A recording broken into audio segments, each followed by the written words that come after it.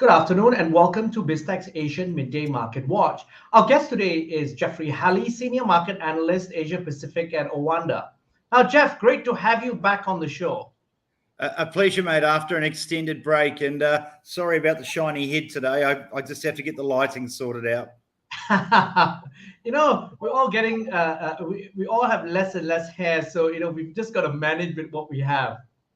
Or maybe I'll paint my forehead tomorrow.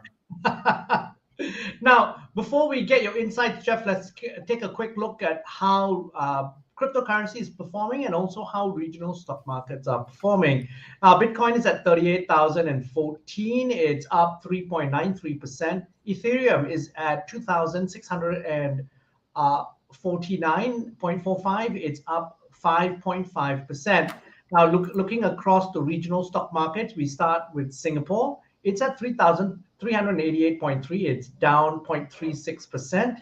If you look across the region, the KLSC is at 1,586.39. It's up 0.6%. Shanghai is at 3,478.66.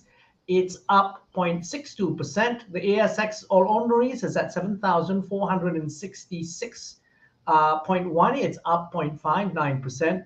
Bucking the trend is the Nikkei, which is at 26,449.61. It's down 1.71%. The Hang Seng is at 23,720. It's up 0.87%. And rounding up the numbers, we've got the Kospi, which is at 2,719.48. It's up 0.47%. So the figures look a lot better than yesterday. Jeff, tell us why. I think we've seen a relief rally, as the market likes to term it. Obviously, yesterday morning, we were nervous when Vladimir Putin said that he was recognizing those two breakaway provinces in the Ukraine, and that was an escalation, and we saw a risk-off move. Yesterday evening, we saw the US and Europe come out with their sanctions package in response to that. Now, it does look like they're working through an escalating package of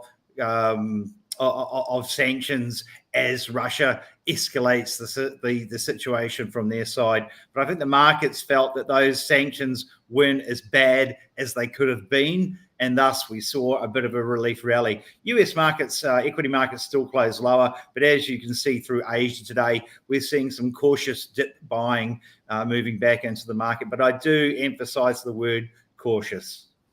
Now, looking at some data that's come out this morning, the Reserve Bank of New Zealand announced its third consecutive rate hike, now lifting the benchmark cash rate up by 25 basis points to 1%, in line with expectation, but I think surprising investors with a hawkish tone.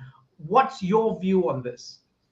Yeah, well, I've just come back from nearly 2 months in New Zealand, and I describe it at the moment down there as Norway prices, Nigerian salaries. So the Reserve Bank really has let the economy overheat, and they can't use COVID-19 as an excuse. So I'm not in the least surprised that they're having to chase their tail now. Things really are, to my mind, a bit out of control price-wise down there. And I think this is a response to that. And I think we're going to see an interest rate hike every meeting now through the whole of 2022 and into 2023. The key now is, can they engineer a soft landing for New Zealand? And I'm not sure, given their performance thus far, whether they'll succeed in that. But they're saying that the economy is performing above what it theoretically can. They're saying unemployment is theoretically lower than it can be. So, yeah, they have a big job ahead of them, and I'm not surprised that that they're hawkish. I think the Kiwi hasn't really rallied today that much because investors are nervous about whether New Zealand is getting set up now for a hard landing. Now, Jeff, what are the reasons that have caused the New Zealand economy to run white hot like this? Well, it is what I basically call the Great Wall of Jacinda. So I had to do 10 days of managed quarantine to get back to New Zealand and had to get an emergency allocation to go home. So there's labour shortages there. Obviously, New Zealand's at the bottom of the world and probably at the bottom of the pecking order when it comes to material shortages as well. So we've seen a huge amount of input cost increases, but a lot of it has to do with the barriers to entry to New Zealand, and also the Reserve Bank of New Zealand quantitatively easing into a rampant bull market, which is probably going to go down in history as one of the worst decisions that they've ever made in their history. So I think it's a combination of all these factors. Now, Jeff, let's move on to your commentary today. And you've brought up some very interesting comments, particularly around oil prices. Give us some highlights in terms of what are some of the more interesting points that you raised today. Okay, well, the first one is that there could be an Iran nuclear deal this week. I emphasize the words could be, and that would add about 1.5 million barrels of oil per day to international markets because they're producing about 2.5, and they could probably do another 1.5 million per day if they needed to.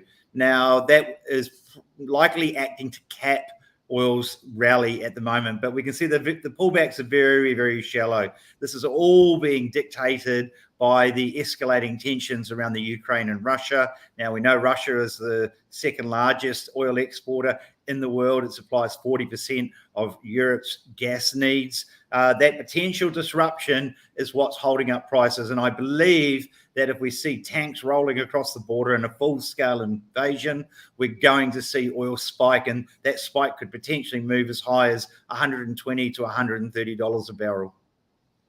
Wow, so that's interesting, something to watch out for. Very much. And precious metals as well have also hit northwards. But how does that then place the Fed with now a changing dynamic from geopolitical tensions? Yeah, and look, we can see industrial metals and agriculturals have all stayed near their highs as well. They haven't retreated at all overnight. Look, I think it leaves the Fed and many other central banks in the world in a bit of a quandary as they were looking to normalize monetary policy. Now, if we get a sudden stagflationary shock from huge sanctions and disruptions to the energy market through the world economy, they're almost certainly going to hit the pause button. That's an undesirable outcome because they're trying to actually to rein in inflation. But it's very hard to do that when oil may have spiked to $120 a barrel and you've stopped hiking. So it leaves a lot of central banks in a quandary. And to be honest, the stagflationary shock that we could see is the main reason why I'm a bit nervous about equities at the moment and why I'm quite positive on gold. Now, Jeff, as always, thank you very much for your insights and for coming on the show. A pleasure. Thanks, Brian. Now, we've been speaking to Jeffrey Halley, Senior Market Analyst Asia Pacific at OANDA on Biztech's Asian Midday Market Watch. I'm Brian Fernandez. This video and podcast will be on our website, www.biztech.asia, as well as our social media platforms. Please like and subscribe to our various platforms. Thank you very much for tuning in.